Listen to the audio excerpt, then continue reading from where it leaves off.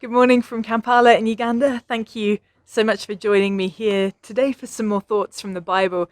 We are back to the Old Testament today after a bit of a break on Wednesday. So we've been looking at, some of the Old Testament kings, King David, King Solomon. Well, now we've reached a point where King Solomon has died and his son Rehoboam has become king of all Israel. Unfortunately, that situation wouldn't last for very long. See, when Rehoboam took control of Israel, the people came to him and very kind of fairly and politely asked, "Hey, would you mind being kind of a fair taskmaster to us? Just treat us well and we'll be loyal to you." And Rehoboam, he rejected their proposal and responded quite harshly and told them that he was going to be even harder on the people than his father Solomon had been. And instead of seeing them calmly accept this proposal of his, he instead watched the people of 10 tribes of Israel turn their backs on him, on the line of David, and instead electing their own king, a man called Jeroboam.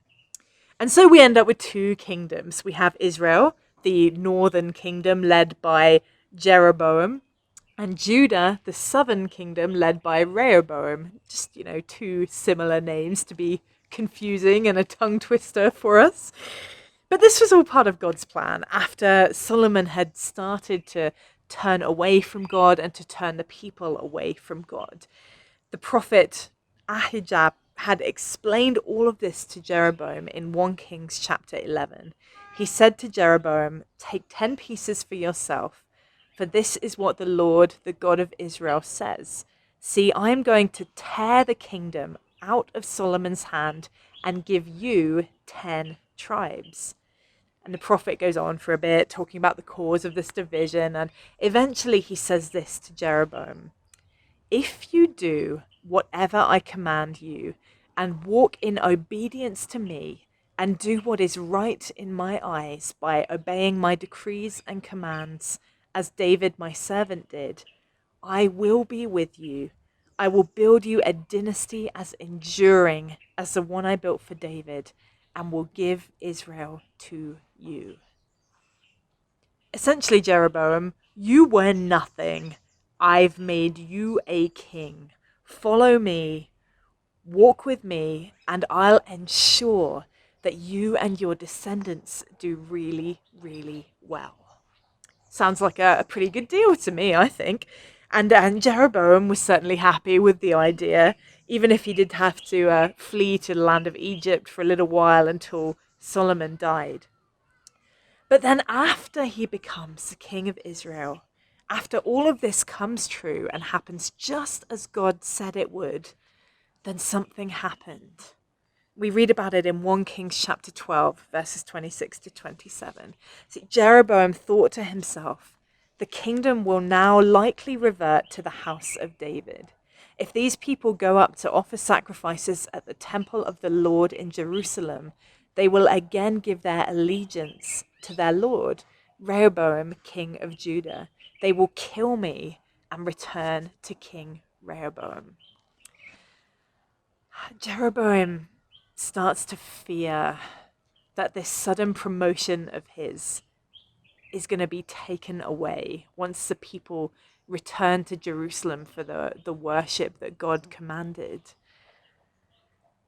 To save himself from his fear, he created a couple of golden calves and told the people of Israel to worship them instead.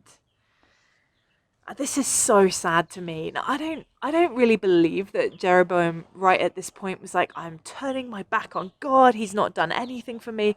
I'm sure he was intelligent enough to see how God had moved on his behalf, how that prophecy had come true.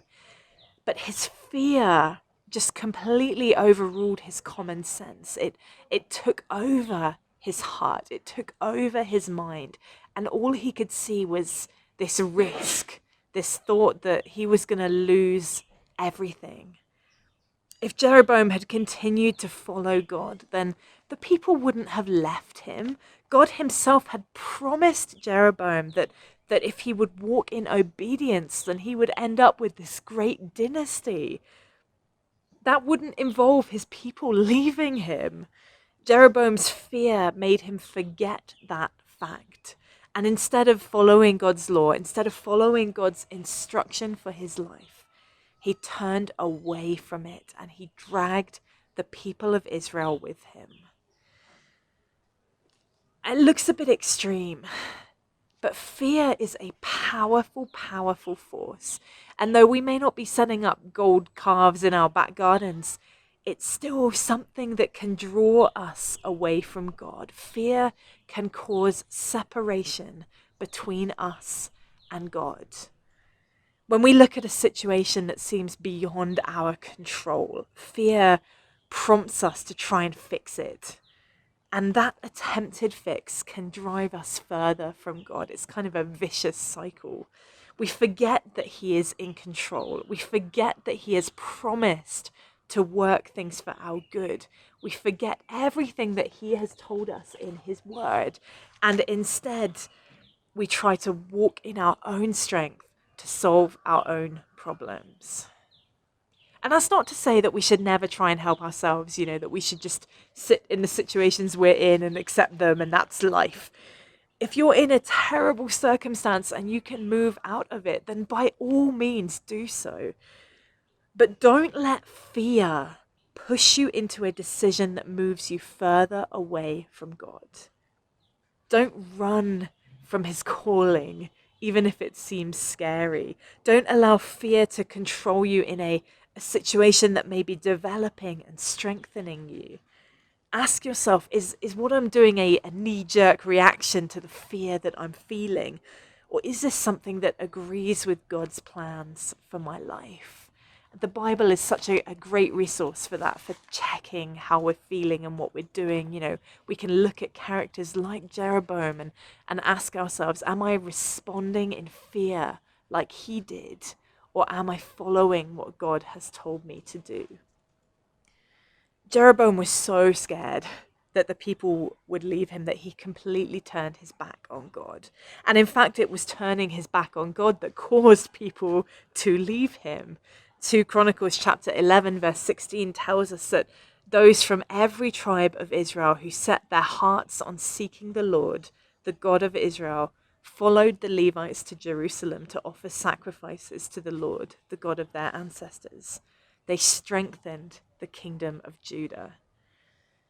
If Jeroboam had simply allowed them to go and to worship and to return, this would never have happened. Our fears make molehills into mountains. They make something small seem enormous and completely unconquerable. But the fact is that nothing can conquer God. Nothing can defeat him. Nothing can beat him. Whatever it is that's driving fear into your heart, chase it out with the knowledge of the power and the goodness of God. Do not let fear steal that precious relationship away from you. Thank you so much for joining me here again. I'll be back next week on Monday, Wednesday, and Friday for some more thoughts from the Bible, so I'll see you then.